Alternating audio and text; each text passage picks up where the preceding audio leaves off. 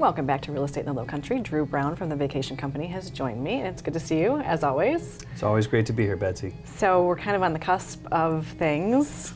We are. It's March, we're starting to see some spring breakers trickle in, Right. and followed hotly on that is going to be the RBC Heritage and Easter. Mm-hmm. So what are we seeing?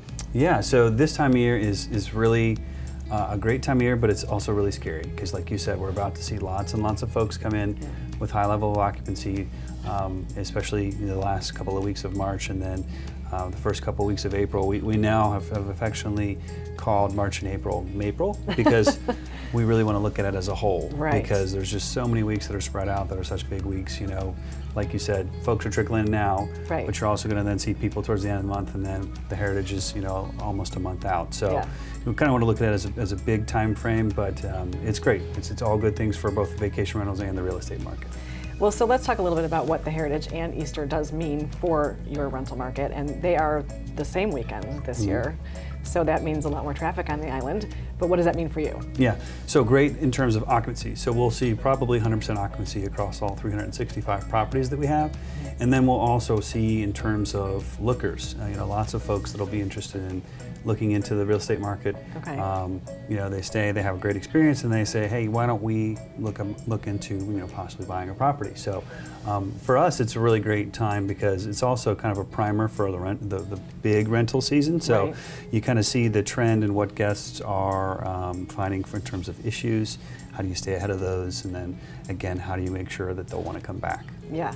Okay, so that's kind of an interesting point. So you're saying people are staying in these rentals, and maybe there's this faucet doesn't work, or this, and so you have chance to then get it fixed before summer hits. That's right, and then that part of it's so important. So providing the guest service to those that have issues as quickly as possible, and then following up and making sure everything's been okay. Yeah. So what are you thinking for this summer? I know obviously it's always busy. Any different this year? No, unfortunately not, in a good way. Right. For us, we're going to see a massive level of occupancy. For us, we're just about 10 or 12% up over last year, which was a 15% increase. So we're going to see a really, really massive load of people come in. Again, for us, probably 365 plus arrivals. You got to say there's probably 4 people in every place, so that's 12 to 1,300 people every week. Contributing to not only the local economy but the real estate economy as well. Right.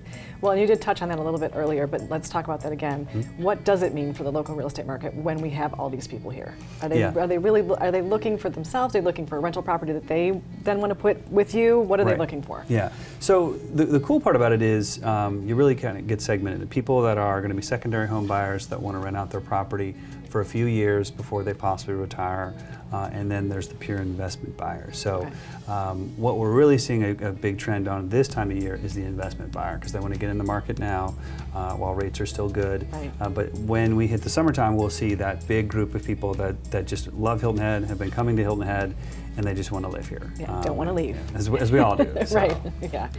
Okay, and so what are some of the trends? We've talked about before that you have seen trends of shorter stays, not the week to week. Are we still seeing that happen, or particularly at this time of the year?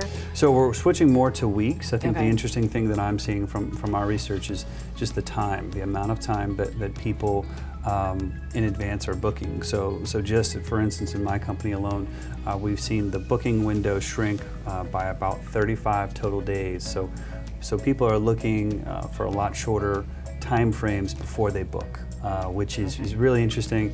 And, the advent of Airbnb, HomeAway, Booking.com, those type of larger engines, those are things that kind of push that movement as well. Interesting. But so if somebody does wait, then are you scrambling to try and find them something, or is it like, I'm sorry, you're out of luck? Sometimes it's a little bit of both. A lot of times we'll typically have at least something for them, and typically the pricing does get a little bit better as you get closer to arrival. It's not like the airline industries, the closer you get, the more expensive it gets. Right. It's typically the closer you get. We want to try and maximize occupancy, so we will lower the rates a little bit.